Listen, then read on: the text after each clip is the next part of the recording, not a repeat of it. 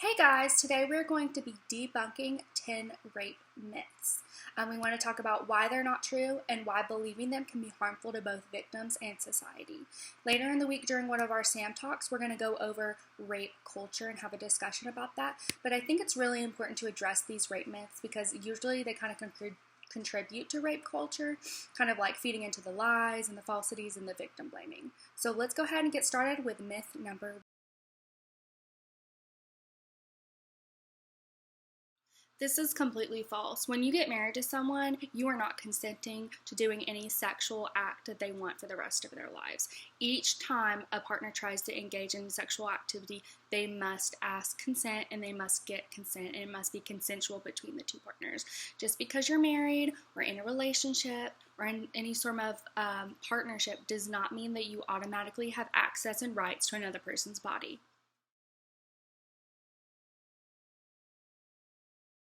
Being drunk is never an excuse for rape or sexual assault. You are still held accountable for your actions when you are drunk. If you were to murder someone while you were drunk, you would still be held responsible in the court system for that. So, better rule of thumb is to not engage in sexual activity when you have had alcohol or are incapacitated or drunk or not able to make sound decisions. Less than 20% of sexual assaults happen at the hands of strangers. This means that it's more likely that an acquaintance, a friend, a date, or a family member will be the perpetrator of a sexual assault or a rape. So this idea of the stranger in the alleyway is not necessarily completely true. I mean, of course it can happen and some stranger assaults do happen, but most of the time it's someone that the victim knows.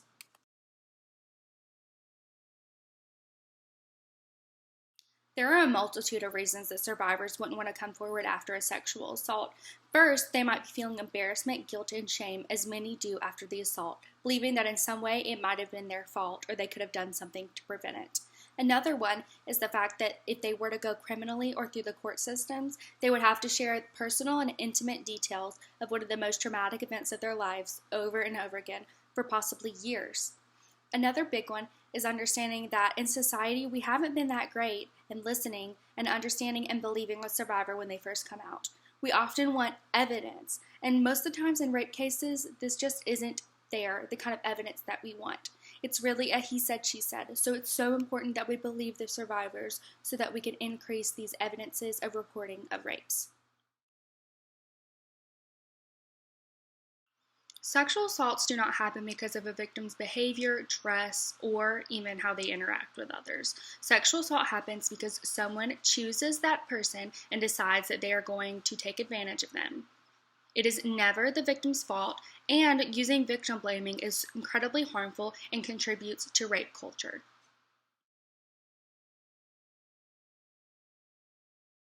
Actually, numerous studies have shown that only 2 to 8% of rape claims are false.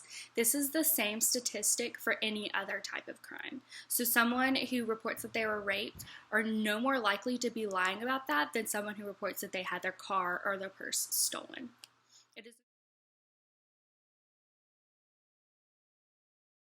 In most instances of assault, there are actually no physical signs. So even though you might think that someone who was assaulted or raped would be physically bruised, battered, show genital tearing or anything like that, in most instances this is not true.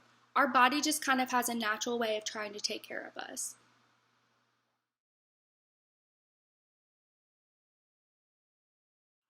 If someone is deterring your sexual advances, it's probably because they're just not interested in any sexual activity with you. They're not playing hard to get, they're not trying to look easy, they just are not interested. So it's important that you respect that. And continuing to make advances after they've established that they're not interested can be considered sexual harassment and in some cases sexual assault. So kind of going back to what we touched on earlier where our body naturally just kind of tries to take care of us, this could be said for the same thing about arousal. Just because someone is aroused when they are sexually assaulted does not mean that they are consenting or it changes that in any way. It's kind of like the Pavlov's dog effect. It's just kind of like that's what your body's conditioned to do. So that does not mean that they're consenting in any way. Thank you guys so much for listening to me debunk all these rape myths today. I hope that you better understand what harm these lies cause and how they contribute to rape culture. Let me know down in the comments below if you think there are other myths that we need to debunk. Thank you for watching.